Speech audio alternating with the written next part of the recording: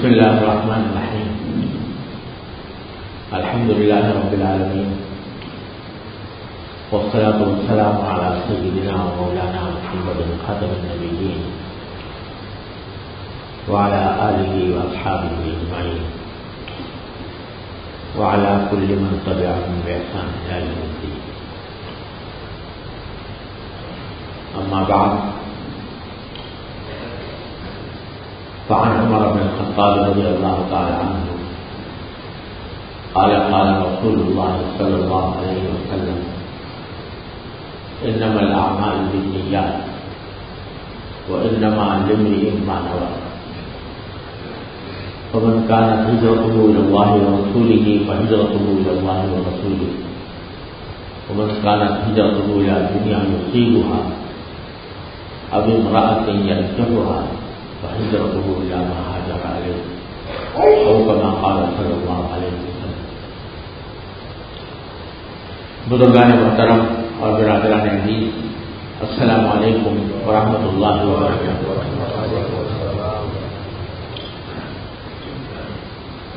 میرے لیے اس مسجد اور آپ کی خدمت میں حاضری ایک سعادت ہے، اور مولانا نے حضرائے کرم یہ فرمایا کہ مہمان کسی اصول کا پابند نہیں ہوتا، لیکن میرا خیال ہے مہمان کو بھی اصول کا پابند ہونا چاہیے، اور اپنی وجہ سے کسی کو ادنا تکلیف میں مبتلا کرنا یہ جائز نہیں ہے. جو حضرات آتے ہیں وہ اسی نظم کے مطابق آتے ہیں، اور ہو سکتا ہے کہ کسی کو کوئی ایسی ضرورت ہو جس کی وجہ سے اس کو اس وقت کو مؤخر کرنا اس کے لیے تکلیف دہ ہو، لہذا میں انشاءاللہ کوشش کروں گا کہ وقت مقرر کے اندر ہی اپنی بات پوری کر رہا ہوں. اللہ تبارک و تعالیٰ نے ہم سب کو ایک ایسے دین کا پابند بنایا ہے جو نظم و ضبط سکھاتا ہے، اور اس نظم و ضبط کا فائدہ کا مقصد یہ ہوتا ہے کہ کسی بھی شخص کو ادنا تکلیف نہ پہنچے. المسلم من سلم المسلمون من لسانه ويده، تو اس واسطے نظم و ضبط کا پابند رہنا یہ ہمارے دین کا بھی تقاضا ہے. وقت میں ٹریفک کے ہجوم کی وجہ سے مجھے پہنچنے میں کچھ تاخیر ہوئی ہے، لیکن جتنا وقت باقی ہے اس میں مختصر انداز میں اپنی بات انشاءاللہ کرنے کی کوشش کروں گا. اور دین کی بات کسی لمبی چوڑی تقریر کے محتاج نہیں ہوتی. اللہ تبارک و تعالیٰ کہنے والے کے دل میں اخلاص اور سننے والوں کے دلوں میں بھی اخلاص پیدا فرمائے تو چھوٹی سی بات بھی برابر ہو جاتی ہے. میں نے حدیث آپ کے سامنے پڑھی ہے جو اکثر بیشتر مسلمانوں کو یاد ہوتی ہے: انما الاعمال بالنیات، یعنی رسول کریم صلی اللہ علیہ وسلم نے ارشاد فرمایا کہ تمام اعمال کا دار و مدار نیتوں پر ہے. وَإِنَّمَا لِامْرِئٍ مَا نَوَىٰ، اور ہر انسان کو وہی ملے گا جس کی اس نے نیت کی ہو. یہ ایک عجیب ایسی حدیث ہے جس کو بعض حضرات محدثین اور فقہاء نے فرمایا کہ یہ ایمان کا تہائی حصہ اس میں ہے، ثلث ایمان ہے. نیتوں کی درستی، اخلاص پیدا کرنا، یہ اس کا بنیادی مقصد ہے. اور اس کا ایک مطلب تو یہ ہے کہ ہم جو کام بھی کریں وہ اللہ تبارک و تعالیٰ کی رضا کی خاطر کریں، اللہ تعالیٰ کو خوشنودی حاصل کرنے کے لیے کریں تو وہ کام اجر و ثواب کا مستحق ہوتا ہے. لیکن سلسلے میں بعض اوقات ایک غلط فہمی بھی لوگوں کے اندر پائی جاتی ہے، اور وہ یہ کہ بعض اوقات کسی غلط کام کے بارے میں بھی لوگ اس حدیث کو پیش کر کے یہ کہتے ہیں کہ باوجود کہ ہم نے کام غلط کیا مگر ہماری نیت ٹھیک تھی، اور اس کی وجہ سے وہ اپنے غلط کام کو جائز یا اچھا قرار دینے کی کوشش کرتے ہیں۔ بسا اوقات ایسا ہوتا ہے کہ کسی کو بتایا جائے کہ مثلا نماز کا ایک خاص طریقہ ہے، اس کے اندر فلاں کام اس طرح نہیں کرنا چاہیے بلکہ اس کی سنت کا طریقہ یہ ہے، اس طرح کرنا چاہیے، تو لوگ بے پرواہی سے کہہ دیتے ہیں کہ جی سب اللہ تعالیٰ قبول کرتا ہے، ہماری نیتیں ٹھیک ہیں، انما الاعمال بالنیات۔ تو یہ نیتیں کو ٹھیک ہونے کو بعض اوقات غلط کام کے جائز قرار دینے کے لیے استعمال کیا جاتا ہے۔ مجھے یاد ہے کہ میرے والد ماجد حضرت مولانا مفتی محمد شفیع صاحب رحمۃ اللہ علیہ حج کے لیے تشریف لے گئے تھے، تو مینا میں قیام تھا جہاں جمرات پر کنکریاں ماری جاتی ہیں، تو ایک مشہور ہمارے ملک کے ایک مشہور دانشور تھے اور سیاسی قائد بھی تھے اور دانشور بھی تھے، اب وہ اللہ تعالیٰ کے یہاں پہنچ چکے ہیں، اللہ تبارک و تعالیٰ ان کی مغفرت فرمائے، ان کے درجات بلند فرمائے۔ ان سے والد صاحب کی ملاقات ہوئی تو حضرت والد صاحب نے پوچھا کہ آپ نے جمرات کی رمی کر لی جیسے لوگ ایک دوسرے سے پوچھتے ہیں؟ تو انہوں نے کہا نہیں، میں تو اپنا کسی کو وکیل بنا دیا تھا، یعنی کسی اور سے کہہ دیا تھا کہ میری طرف سے آپ رمی کر لیں، میری طرف سے جمرات پر کنکریاں مار دیں۔ تو حضرت والد صاحب نے فرمایا کہ ماشاءاللہ آپ خود صحت مند ہیں، تندرست ہیں، خود جا سکتے ہیں، اور شریف مسئلہ یہ ہے کہ جب تک آدمی خود جا سکتا ہو اس وقت تک کسی دوسرے کو اپنا نمائندہ بنا کر کنکریاں مارنا یہ شرعاً جائز نہیں ہوتا۔ تو آپ تو خود صحت مند ہیں، آپ نے وکیل کسی کو کیسے بنا دیا اور اس طرح رمی کیسے ہو گئی؟ تو انہوں نے کیسے ہو جاتا ہے، انما الاعمال بالنیات، اعمال کا دار و مدار تو نیتوں پر ہے، لہذا میں نے نیت کر لی اور انہوں نے بھی نیت کر لی، ہو گیا۔ تو بھائی صاحب نے فرمایا پھر تو آپ کو وکیل بنانے کی بھی ضرورت نہیں تھی، یہیں سے نیت کر لیتے کہ میں نے رمی کر لی ہے تو رمی ہو جاتی۔ تو یہ ایسا غلط یعنی مغالطہ ہے کہ لوگ غلط کام کو بھی اس بنا پر جائز قرار دینے کی کوشش کرتے ہیں کہ ہماری نیت درست ہے۔ یہ بدیہی بات ہے کہ اگر کوئی شخص چوری اس غرض سے کرے کہ میں جو پیسے حاصل ہوں گے وہ غریبوں میں تقسیم کروں گا اور غریبوں کو صدقہ کروں گا، تو نیت تو بڑی اچھی ہے کہ غریبوں کا صدقہ کیا جائے گا، لیکن اس اچھی نیت کی وجہ سے چوری کا کام کو جائز نہیں کہا جائے گا کہ اس نے جائز کر دیا، کام کر دیا اس واسطے کی نیت درست۔ تو خوب سمجھ لیجئے کہ جو غلط کام ہے، اگر کوئی غلط کام ہے شرعاً جائز نہیں ہے، وہ ناجائز کام یا غلط کام کتنی ہی اچھی نیت سے کیا جائے وہ جائز نہیں ہو جاتا، اس کی تائید نہیں کی جا سکتی، اور اس کی دلیل میں اس حدیث کو پیش کرنا بڑا زبردست مغالطہ ہے۔ کوئی آدمی بھی دنیا میں یہ نہیں کہے گا کہ چوری کرنا غریبوں کی مدد کرنے کے لیے چوری کرنا جائز ہوگا، تو یہ معنی نہیں ہے۔ حدیث کا البتہ دو مطلب ہیں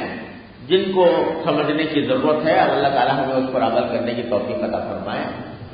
ایک یہ کہ کوئی بھی عبادت کا کام اس وقت تک اللہ تبارک و تعالیٰ کے ہاں ثواب کا مستحق نہیں ہوتا جب تک کہ وہ عبادت اللہ کے لیے نہ کی گئی ہو، اللہ تبارک و تعالیٰ کی خوشنودی حاصل کرنے کے لیے نہ کی گئی ہو۔ لہذا اگر کوئی عبادت کرتا ہے مگر دکھاوے کے لیے کرتا ہے تو اس صورت میں اس عبادت کا نہ صرف یہ کہ ثواب نہیں ملے گا بلکہ الٹا گناہ ہوگا، ریاکاری کا گناہ ہوگا۔ اگر کوئی شخص کسی کو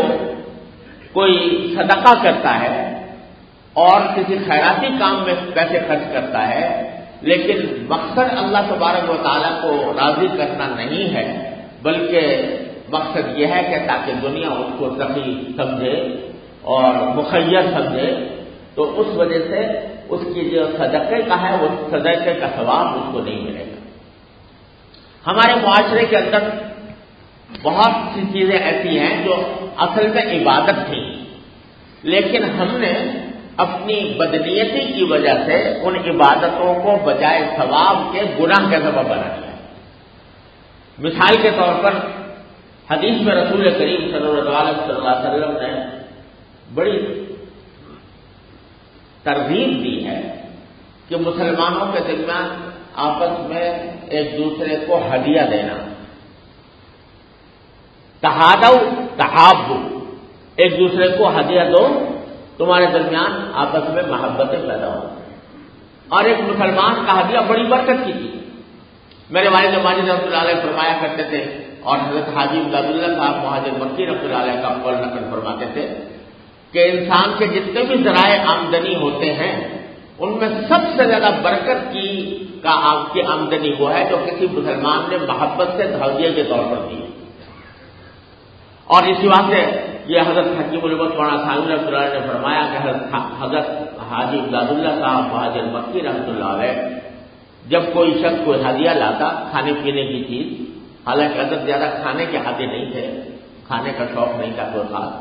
لیکن کوئی ہدیہ لاتا چاہے وہ شوق کی چیز ہو یا نہ ہو، ایک تو تھوڑا سا اس میں سے لے کر ضرور کھا لیتے تھے، باقی پھر دوسرے لوگوں میں تقسیم کر دیتے تھے کہ بھئی یہ مسلمان ہدیہ لے کر آیا ہے، اس کی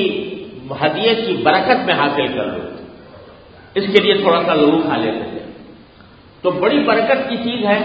آپس میں ایک دوسرے کو ہدیہ دینا، تحفہ دینا، اور اس پر ثواب بھی۔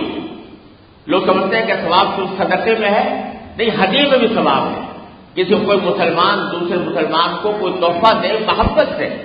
تو اس میں بھی وہ ثواب ہے، صدقے کا ثواب ہے۔ لیکن ہم نے اس ہدیے اور تحفے کے ثواب کو غارت کر کے اس کو گناہ بنا لیا۔ تقریبات کے موقع پر، شادی بیاہ کے موقع پر اور کسی تقریب کے موقع پر ہدیے دیے جاتے ہیں، لیکن ہدیہ دینے میں یہ نیت نہیں ہوتی کہ یہ ایک مسلمان بھائی ہے، میں اس کے ساتھ محبت کا معاملہ کروں، اور نبی کریم صلی اللہ علیہ وسلم نے ہدیہ دینے کی ترغیب دی ہے اور اس میں برکت ہوتی ہے۔ یہ نیت کرنے کے بجائے یہ ہوتی ہے کہ اگر نہیں دوں گا تو ناک کٹ جائے گی، اگر نہیں دوں گا تو لوگ کیا کہیں گے، زیادہ سے زیادہ بڑھ چڑھ کے دوں تاکہ لوگ سمجھیں کہ اس نے بڑا شاندار ہدیہ دیا، بڑا شاندار تحفہ دیا۔ تو یہ سارا کچھ جو ہدیہ دینے کا ثواب ہے نہ صرف کہ وہ غارت ہو گیا بلکہ ریاکاری کا گناہ اس میں شامل ہو گیا، دکھاوے کا گناہ شامل ہو گیا۔ تو ہمارے معاشرے میں بہت سے اعمال ایسے ہیں کہ اصلاً عبادت تھے اور عبادت ہونے کی وجہ سے اجر و ثواب کے سبب تھے، لیکن ہم نے اپنی نیت خراب ہونے کی وجہ سے ان کو گناہ کا کام بنا لیا۔ اور اسی واسطے اب بہت سے فقہاء کرام جو فرماتے ہیں کہ ایسے موقع پر جہاں پر جیسے یہ شادی بیاہ کے موقع پر نیوتا ہوتا ہے، بدلہ چلتا ہے، فلاں نے میرے شادی پر اتنا دیا تھا میں اتنا دوں گا، یا اس نے اگر نہیں دیا تھا میں نہیں دوں گا، یہ بدلے کا جو تصور پیدا ہو گیا ہے اس نے سارے ہدیے کے ثواب کو غارت کر کے اس کو گناہ بنا دیا۔ اور اس پر قرآن کریم کی آیتیں دو نازل ہوئی ہیں۔ ایک وما آتیتم من ربا لیربو فی اموال الناس فلا یربو عند اللہ، اس آیت کی ایک تفسیر یہ ہے کہ کسی کو ہدیہ اس غرض سے دینا کہ جب میرا موقع آئے گا تو یہ مجھ سے زیادہ دے گا، یہ بھی سود کی ایک قسم ہے۔ اور اس کے اوپر قرآن کریم میں وعید نازل فرمائی۔ سورہ مدثر میں فرمایا ولا تمنن تستکثر، کسی کے ساتھ احسان اس نیت سے نہ کرو کہ کل کو یہ میرے ساتھ احسان کرے گا، اس سے زیادہ احسان کرے گا۔ تو احسان کرنا، کسی کے ساتھ اچھا سلوک کرنا بڑا ثواب کا کام تھا، لیکن جب اس نیت سے کیا جائے کہ آج میں اس کے ساتھ احسان کر رہا ہوں، کل جب میرا موقع آئے گا تو یہ اس سے بڑھ کر میرے ساتھ احسان کرے گا، تو یہ نیت لگا کر ہم نے اس احسان کے ثواب کو غارت کر دیا۔ تو پہلا مطلب اس حدیث کا یہ ہے کہ جو عبادت انجام دو وہ اللہ کے لیے ہو، اس میں کسی مخلوق کو راضی کرنا پیش نظر نہ ہو۔ اور آج اگر ہم ہمارے دل میں اللہ تعالیٰ یہ بات ڈال دیں کہ جب کسی کے ساتھ کوئی حسن سلوک کا معاملہ کرے، کوئی بھی حسن سلوک کا معاملہ، پیسے دینا ہو، ہدیہ دینا ہو، یا کوئی اور اس کی مدد کرنی ہو، اس کے ساتھ تعاون کرنا ہو، کوئی بھی حسن سلوک کا معاملہ کرے اللہ کے لیے کرے کہ اللہ تبارک و تعالیٰ اس سے خوش ہوگا، اللہ تعالیٰ اس سے راضی ہوگا، مجھے اس کا ثواب ملے گا۔ اگر یہ ہو جائے تو ساری شکایتیں ختم ہو جائیں۔ اگر فرض کرو دوسرا اس کا بدلہ نہیں دیتا، شکریہ ادا نہیں کرتا، مجھے کیا پرواہ ہے، اس لیے کہ میں نے تو اس کی شکریہ کی خاطر نہیں کیا تھا، اس سے بدلہ لینے کے لیے نہیں کیا تھا، میں نے تو اللہ تبارک و تعالیٰ کے لیے کیا تھا، لہذا اگر وہ مجھے اس کا بدلہ نہیں دے رہا یا بری طرح دے رہا ہے تو مجھے اس کی کوئی پرواہ نہیں، اس واسطے کہ میرا مقصد حاصل ہو گیا کہ میرا اللہ راضی ہو گیا۔ یہ ہے اخلاص۔ اللہ تبارک و تعالیٰ یہ پیدا فرما دے، نہ جانے کتنے جھگڑے قصے ہمارے معاشرے کے ختم ہو جائیں۔ جب بھی کوئی کرے انما نطعمکم لوجہ اللہ لا نرید منکم جزاء ولا شکورا، ہم تو جو کچھ کر رہے ہیں اللہ کے لیے کر رہے ہیں، تم سے بدلہ بھی نہیں چاہیے، تم سے شکریہ بھی نہیں چاہیے، شکریہ بھی نہیں چاہیے کہ تم مجھے شکریہ ادا کرو۔ تو یہ اگر دل میں یہ بات پیدا ہو جائے تو شکایتیں کہ میں نے تو فلاں کے ساتھ یہ کیا تھا، اس نے میرے ساتھ یہ کیا، یہ شکایتیں حکایتیں ختم ہو جائیں، جھگڑے قصے ختم ہو جائیں، خاندانی تنازعات کا خاتمہ ہو جائے، اگر یہ اخلاص ہمارے دل میں پیدا ہو جائے۔ تو ایک مطلب تو حدیث کا یہ ہے کہ جو عبادت بھی، ثواب کا کام جو بھی کرو وہ اللہ تبارک و تعالیٰ کی رضا جوئی کے لیے کرو اور اس کا ثواب حاصل کرنے کی غرض سے کرو، اور مخلوق کیا کرتی ہے کیا کہتی ہے اس کی پرواہ نہ کرو۔ اگر فرض کرو مخلوق تمہاری بہت تعریفیں بھی کرے اور تمہارے قصیدے پڑھے اور تمہارے شان میں اعلیٰ درجے کی تعریفیں کرے اور اللہ بچائے قبر میں جا کے پٹائی ہو رہی ہو، تو بتاؤ ان کی تعریفیں کیا کام دیں گی؟ لہذا اس سے قطع نظر کر کے اللہ کو راضی کرنے کی کوشش کرو ہر عبادت کا۔ دوسرا مطلب اس حدیث کا ایسا ہے جو ایک نسخہ کیمیا ہے، مٹی کو بھی سونا بنا دینے والا، وہ یہ کہ جو کام اپنی ذات میں عبادت نہیں، اپنی ذات میں کوئی عبادت نہیں ہے، اپنی ذات میں ثواب کا کام نہیں ہے، مباح ہے، جائز ہے، ان میں اگر اچھی نیت کر لو گے تو وہ مباح کام بھی عبادت بن جائے گا۔ مثال کے طور پر کھانا ہے، یہ کوئی عبادت نہیں ہے، یہ تو آدمی اپنے ضرورت کے تحت کھاتا ہے، لیکن اگر کھانا کھانے میں نیت یہ ہو کہ اللہ تبارک و تعالیٰ نے میرے نفس کا مجھ پر حق رکھا ہے، رسول کریم صلی اللہ علیہ وسلم نے فرمایا کہ ان لنفسک علیک حقا، اور اس کھانے کے ذریعے مجھے میرے جسم کو جو قوت حاصل ہوگی اس کو میں اچھے کاموں میں خرچ کرنے کی کوشش کروں گا، اس نیت سے اگر کوئی شخص کھائے، اللہ کا نام لے کر کھائے، اللہ تعالیٰ کا شکر ادا کر کے کھائے، تو یہ کھانا بھی عبادت بن گیا۔ حدیث میں فرمایا نبی کریم صلی اللہ علیہ وسلم کہ الطاعم الشاکر بمنزلۃ الصائم الصابر، کہ جو کھا کر شکر ادا کرے وہ اجر میں ایسا ہے جیسے صبر کر کے روزہ رکھے، اتنا ثواب۔ سونا ہے آدمی اس لیے سوئے کہ میرے جسم کو تازگی حاصل ہو اور میں پھر تازہ دم ہو کر اللہ تبارک و تعالیٰ کے احکام بجا لاؤں اور نبی کریم صلی اللہ علیہ وسلم کی سنت کے مطابق سوؤں، تو یہ سونا بھی عبادت۔ اور اگر دیکھا جائے تو صبح سے لے کر شام تک کی زندگی کا کوئی بھی مباح کام ایسا نہیں ہے جو اچھی نیت سے جس کو عبادت نہ بنایا جا سکے۔ تو یہ نبی کریم صلی اللہ علیہ وسلم نے ہمیں آپ کو ایسا نسخہ کیمیا دے دیا ہے کہ مٹی کو بھی سونا بنا سکتے ہیں۔ اپنے ہر کام، کوئی کام ایسا نہیں ہے جس میں اچھی نیت کر کے اس کو ثواب کا کام نہ بنایا جا سکے۔ آدمی تجارت کرتا ہے، لیکن تجارت کے اندر پیش نظر اگر نیت یہ ہو کہ حلال کمانا میری ذمہ داری ہے، اپنے بچوں کی پرورش میری ذمہ داری ہے، ان کو پورا کر رہا ہوں، اور تجارت سچائی کے ساتھ، امانت داری کے ساتھ میں کروں گا، تو اس طرح اگر اس نیت سے تجارت کرتا ہے کہ رسول کریم صلی اللہ علیہ وسلم نے بھی تجارت فرمائی تھی، آپ کی سنت کے مطابق تجارت کر رہا ہوں، یہ نیتیں کر کے تجارت کرے گا تو سرکار دو عالم صلی اللہ علیہ وسلم فرماتے ہیں التاجر الصدوق الامین مع الانبیاء والصدیقین والشہداء یوم القیامہ، سچا امانت دار تاجر انبیاء کرام اور صدیقوں اور شہداء کے ساتھ ہوگا قیامت کے دن۔ تو اس طرح آپ کوئی ملازمت کر رہے ہیں، اس ملازمت کے اندر اگر نیت خدمت خلق کی کرے، ڈاکٹر ہے وہ خدمت خلق کی نیت سے ڈاکٹری کرے، انجینئر ہے وہ ملک و ملت کی خدمت کی غرض سے کرے، کوئی دنیا کا کام ایسا نہیں ہے جس کو اچھی نیت کر کے ثواب نہ بنایا جا سکتا ہو، اور اس طرح مومن کی زندگی کا ہر لمحہ ثواب بن سکتا ہے۔ بس بات نقطۂ نظر کی تبدیلی کی ہے، زاویہ نگاہ کی تبدیلی کی ہے، ذرا سی زاویہ نگاہ کو تبدیل کر کے اور وقت ہمارے ذہن و دماغ کے اوپر دنیا کے مفادات، دنیا کی لذتیں، دنیا کے فائدے یہ دل و دماغ پر چھائے ہوئے ہیں، اس کو تھوڑا سا رخ موڑ کر وہی کام رخ موڑ کر وہ اللہ تبارک و تعالیٰ کی طرف کر لو، اللہ کے رسول صلی اللہ علیہ وسلم کی طرف کر لو، اللہ تعالیٰ نبی کریم صلی اللہ علیہ وسلم کی سنت کے مطابق کر لو، تو وہ سارے کام عبادت میں تبدیل ہو جائیں گے۔ اور انما لامرئ ما نویٰ، ہر انسان کو وہی ملے گا جس کی اسے نیت کی ہے۔ اگر تم کھانا کھا رہے ہو غفلت کی حالت میں، سو رہے ہو غفلت کی حالت میں، تجارت کر رہے ہو غفلت کی حالت میں، ٹھیک ہے، جائز ہے، کوئی ناجائز کام نہیں ہے، لیکن ثواب بھی نہیں ملے گا۔ لیکن یہی کام کرو، لیکن نیتیں درست کر لو، اپنے زاویہ نگاہ درست کر لو، سوچنے کا رخ تبدیل کر لو، تو یہ ساری چیزیں عبادت بن جائیں گی، تمہیں وہی ملے گا جس کی تم نے نیت کی ہے۔ یہ ایک ایسا نسخہ کیمیا ہے کہ اس پر عمل کرنے کی ضرورت ہے، اس کے لیے مشق کرنے کی ضرورت ہے کہ اپنے ہر عمل کے وقت میں